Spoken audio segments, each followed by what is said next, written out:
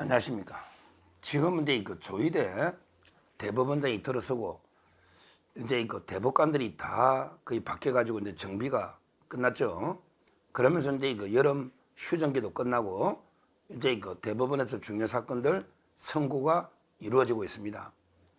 먼저 이제 그 대법원 형사 3부, 대법원은 이제 1부, 2부, 3부 세 개 부가 있습니다. 4명씩 하면 이제 12명이죠. 12명. 대법원에는 이제 그 총 14명이 있어요. 대법원장이 있고 대법관이 13명, 총 14명이 있어요. 그 중에 전원합의체로 할 때는요. 전원합의체로 할 때는 이제 그 13명이 합니다.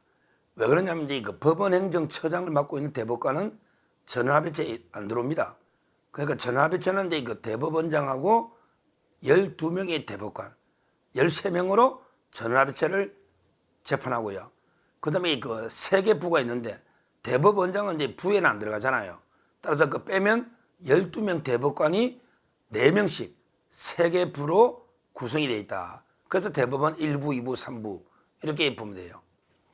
근데 그 재밌는 게 대법원은 이제 그 부는 만장일치제입니다. 4명의 대법관이 만장일치가 되어야만 결론을 내린다. 부는. 근데 전합의체로 가면 이제 그 다수결로 가죠. 근데 그러면 이게 똑같을 수 있잖아. 뭐 6대6, 5대5 이런 식으로. 이럴 때는 이제 그 대법원장이 캐스팅 보트를 친다. 이렇게 정리하면 돼요. 대법원의 일반 부는 4명이 만장일치제고, 그 다음에 전합의체는 다수결인데, 그 중에 그 동수일 때는 대법원장이 캐스팅 보트를 친다. 이래 보고요. 전합의체는 이제 그 판결할 때 기소가 아래부터, 그러니까 신임 초짜 대법관부터 인용이냐 기각이냐 자기 의견을 밝히면서 위로 올라가는 거예요. 그게 옛날에 권순일이가 이재명이 로비할 때 김명수 바로 앞에 권순일이가 기수가 높으니까 이런 식으로 이재명이를 7대5로 살려준 거 아닙니까? 살려준 거 아닙니까? 하여튼 이 중요한 거는 이제 대법원에서 중요 사건이 선고되는데 바로 이제 이번 달에 8월 29일 날 선고되는 게 8월 달에는 이게 가장 중요한 선고입니다. 대법원 3부에서 8월 29일 날 조희연 교육감에 대해서 선고 재판을 합니다. 이게 저는 8월 달에 가장 중요한 재판으로 봅니다. 물론 이게 대법원 3부죠. 3부. 이거 선고하면 이게 대법원 3부 하면 또 누가 있나요? 바로 이제 이거 조국이죠. 조국. 그러니까 결국은 이제 그 부에서 가장 중요한 사건들을 동시에 많이 선고하지는 않아요. 그러니까 이제 그 8월 달에 조희연, 그 다음에 9월 달에 조국, 뭐 이런 식으로 선고하면 되지 않겠습니까? 아마 이제 그 조국 선고도 임박했다. 가을에 간다 했잖아. 9월이나 10월. 조희연 재판부가 바로 이제 조국 재판부다. 그러니까 조희연이가 먼저 올랐기 때문에 대법원에 이거는 좀 됐잖아, 시간이. 그러니까 이제 조희연부터 선고하고 다음은 이제 그 조국이가 9월이나 10월에 선고된다. 저는 이제 이렇게 봅니다.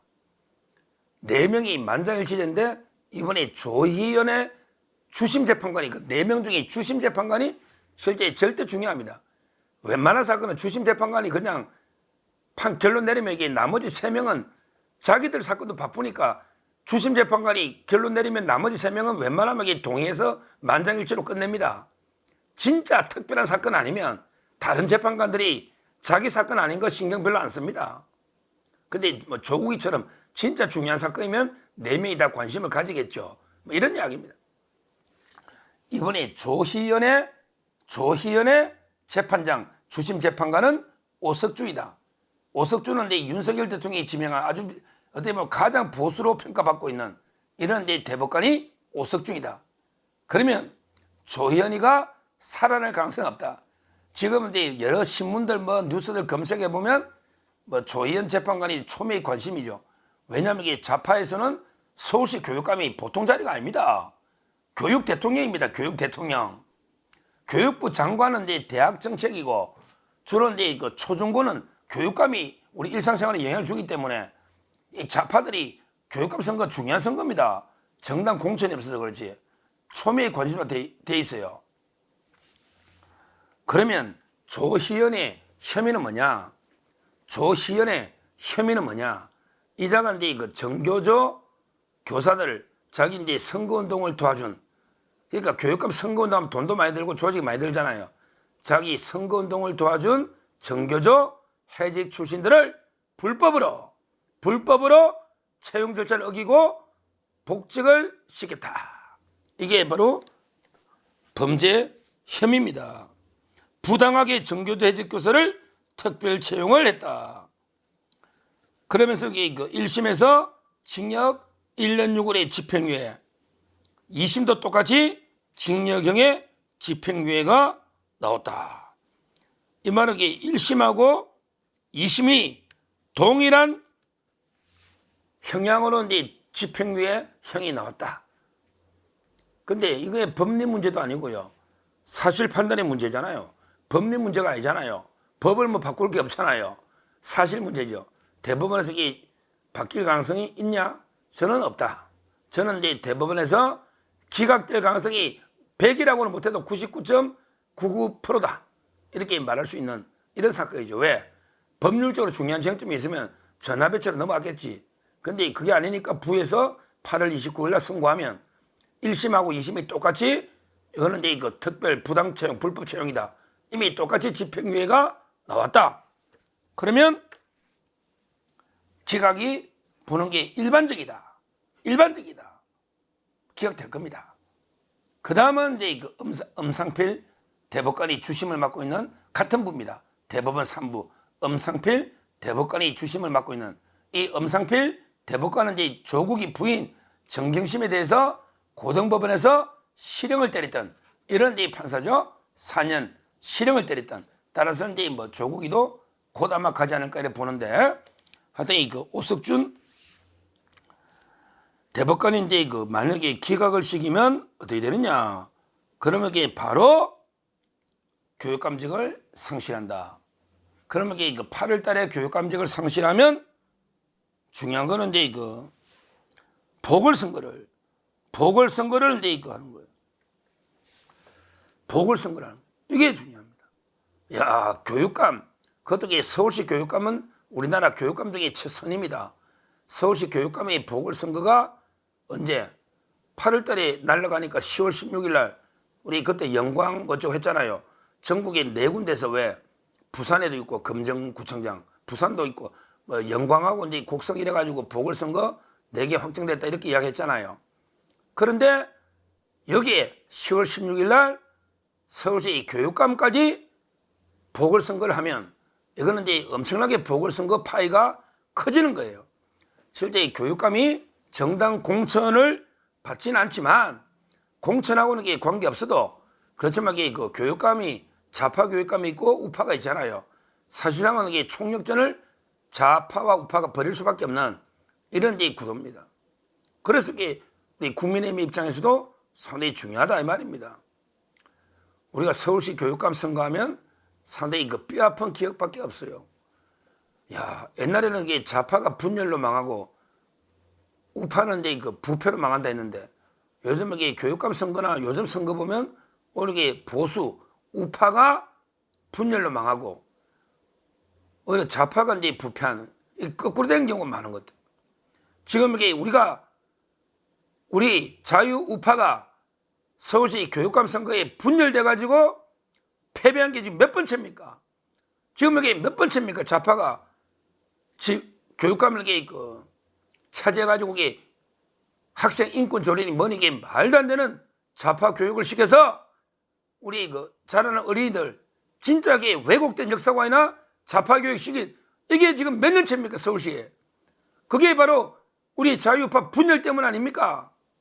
이번에 조현이도 마찬가지예요.